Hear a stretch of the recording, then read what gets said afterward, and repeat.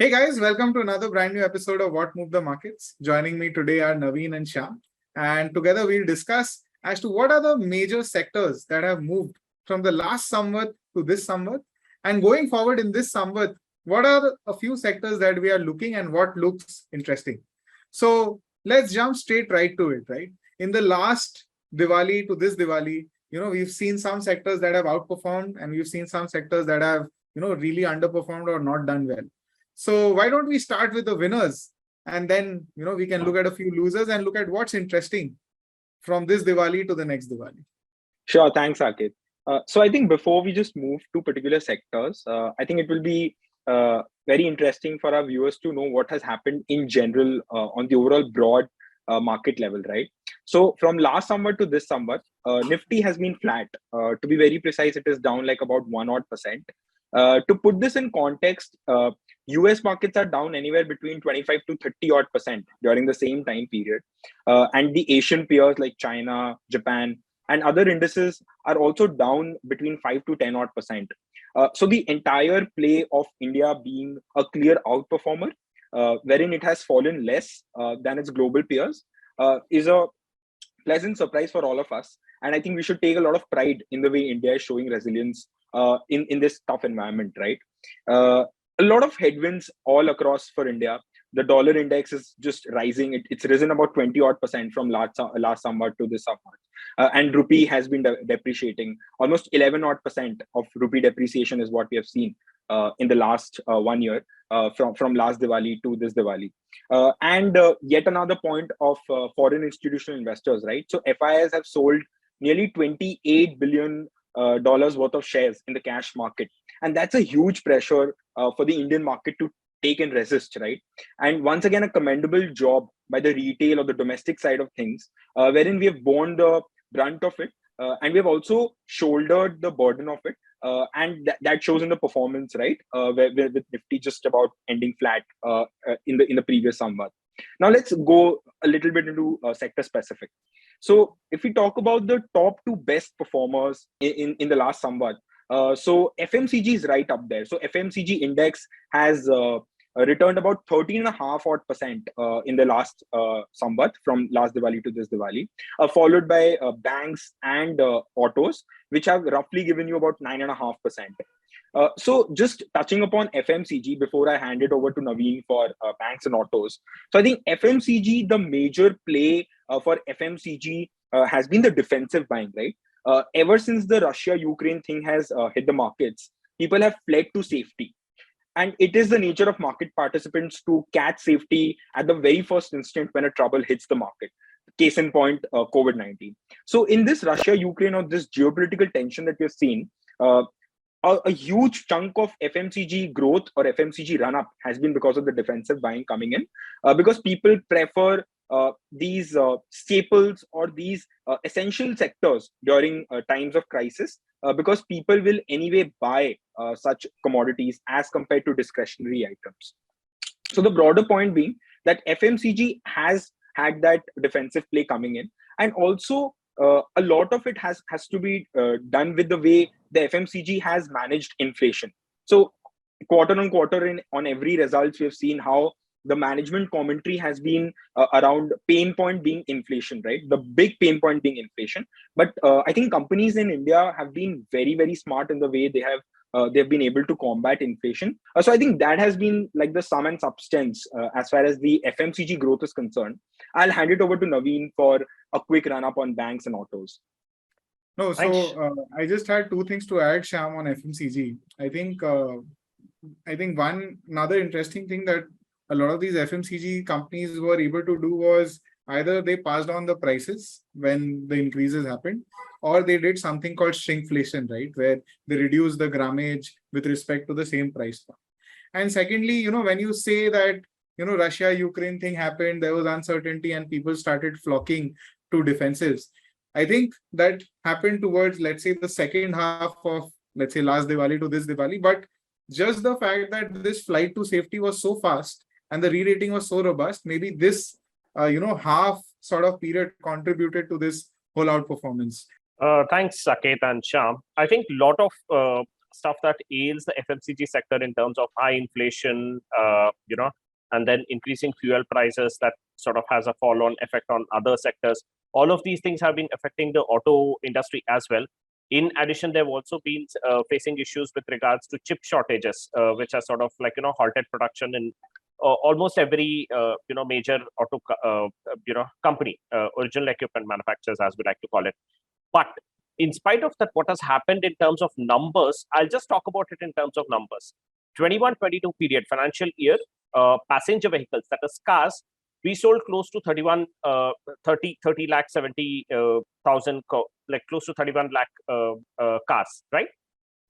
Passenger vehicles during April to September period, we've already hit the 19 lakh mark. So we're more than halfway across. Commercial vehicles, last time we sold 7 lakh odd commercial vehicles. This time we're already at 4.5 lakh. This is just for 6 months. Three-wheelers, 2,60,000, 2,61,000 is what we sold full year last year. Three-wheelers, we're already at 2 lakh. Two-wheelers, we sold close to 1.3 crore two-wheelers. We're already at 84 lakh. Regardless of inflation, regardless of chip shortages, regardless of rate hikes, which is another critical factor that we've discussed historically, right? Most of these two-wheeler and three-wheeler and commercial vehicles, as well as passenger purchases, happens on loans. Nobody puts down their own money and buys it. In spite of all of these factors, auto sector seems to be like, back with a bang. By and large, domestic sales have been trending up, and that sort of is reflecting in the performance of the index also. So, almost on a year-to-year basis, it's up about 10%. We're seeing a lot of momentum as well. Over the last 6 months, it's up about close to 16%. Last year, that is FY22 period, we sold close to 2.5 lakh units of electric cars and two-wheelers. This year, we've already sold 3 lakh just in the first 6 months. So in terms of adoption rate, in terms of absolute sales value, both of them are trending up. So this is a space that we're going to be closely watching. Seems very interesting. Great. Before we get into the third sector, which is also something which we expect it to perform from this Diwali to the next Diwali, and we'll let our viewers do the guessing if they have reached in this segment of the video. Let's look at one sector which has not done well. I think this has got to do with the IT sector. And, Shyam, if you could tell us a few thoughts on that before we get into what are the things to look forward to from this Diwali to the next Diwali. Yeah, so I think starting off, no prices for guessing, right? IT. So yeah, I mean, IT has become that that student who has gone from the front bench to the back bench very quickly and has gone to the bad books very quickly. But jokes aside, I think what has happened with IT is like a negative catch up. So what happens and what is happening with financials, right? So financials have not participated to the extent when the markets were going up post the COVID-19 pickup, and financials were sort of a laggard wherein they were not catching up with the general markets as such, and then now they're beginning to see some momentum, right? And it is happening the opposite for IT. So IT rose so much that I think there is some negative catch up happening for IT, wherein people just want to take some money off the table, want to book their profits, and just want to cool things down before there is another leg up or another run up. But I think from the macro point of view, obviously the UK or the US recessionary fears have been a very pertinent lurking problem for the sector. But all in all, obviously, the prospects look good, because last week itself, when we were discussing the IT results of the 4 major companies in India, we saw that the numbers do not explain that much of pain point that we can actually see on our trading screens, right? So there is definitely a beacon of hope, and the beacon of hope comes from the way resilience is like a word of the town right now, and how IT has showed a lot of resilience, a lot of hope in the tough times. So all in all, so IT was down about 20.7 odd percent, to be very precise, for all our viewers, taking yesterday's close into account. But yeah, I think these were the broader points for IT's downfall. Having said that, I think as discussed last time as well, prospects look good going forward. Yeah, I think during the COVID, there was a statement that really started doing the rounds, was that India has actually exported more software than Saudi has exported oil.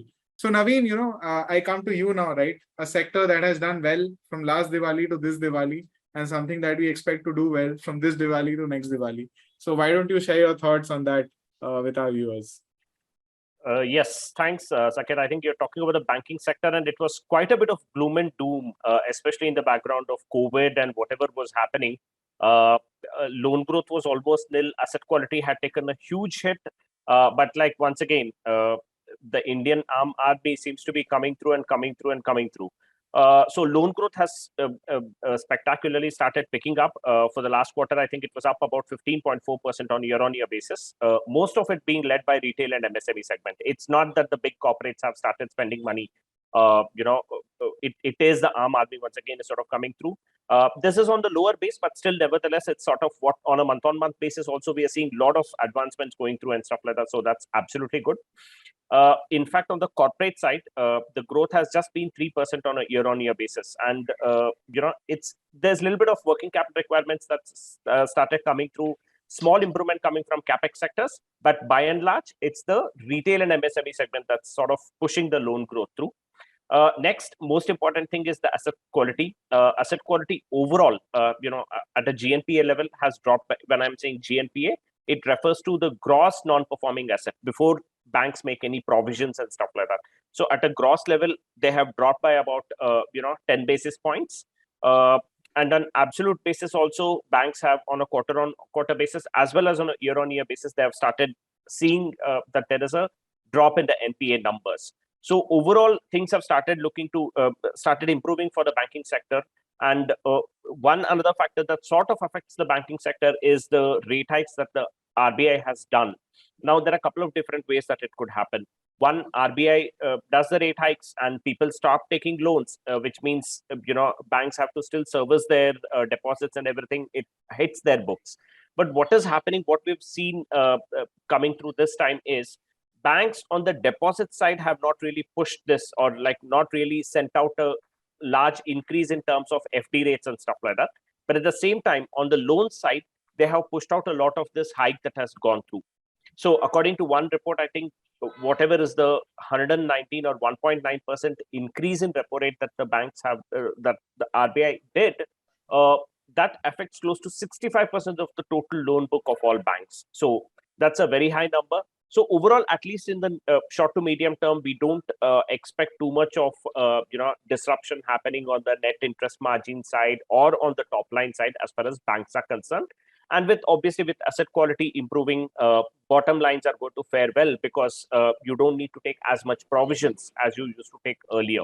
Yeah, so to understand, basically what you're saying is banks were well funded, so they probably Yes. didn't feel the need to increase rates to attract deposits. The deposit inflow was coming in anyway. Absolutely. That's Absolutely. that's a fair way Yes. of understanding it. Yeah, Yes. great. Any thoughts on the results? We are seeing some numbers that are coming. So I'll just talk about Axis Bank. So the results just came in and the stock zoomed up close to 9.5%. This is on a day when Nifty was flattish and Axis Bank alone sort of pushed up Nifty banking index today. Excellent set of numbers. They've reported 70% year-on-year growth in profits.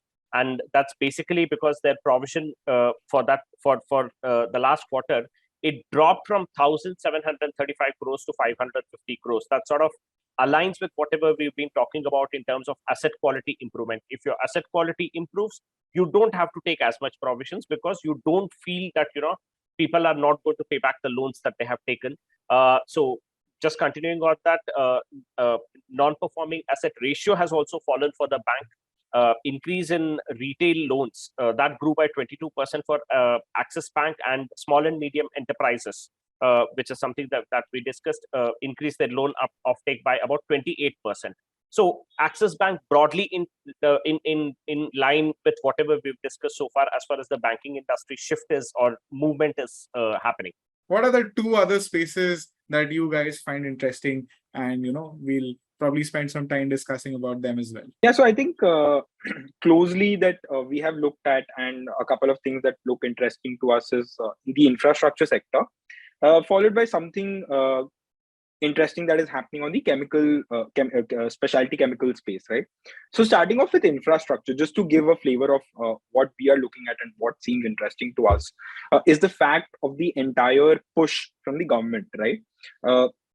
The government is very bullish on the way the industry as a whole will grow in the next 4 to 5 years. And the this bullishness or this optimism is not just viewed or it is not just present in one individual part of the industry, right? So if you take retail spaces or commercial spaces or residential spaces, all three are exuding a lot of positivity in the way things are moving forward. And very recently, in the last rebalance that we had in our in all our small cases, we included investment infrastructure trusts, which are called InvITs, right, into our infra tracker, and we looked very closely as far as the entire development on the infrastructure space is concerned. And these InvITs are looking very good in the way they sort of try to create shareholder value by distributing 90% of their cash flows to the shareholders or the unit holders. But the broader point that I want to make here is that, and not getting into technicalities, is that we are seeing a huge rise in the mall footprints, right? People are going out to shop. That online shopping thing is obviously there, but people would want to go out and buy their whatever merchandise, clothes, apparels, whatever the case may be. So we are seeing mall operators doing pretty well. Then we are seeing a lot of pent up demand in the residential properties.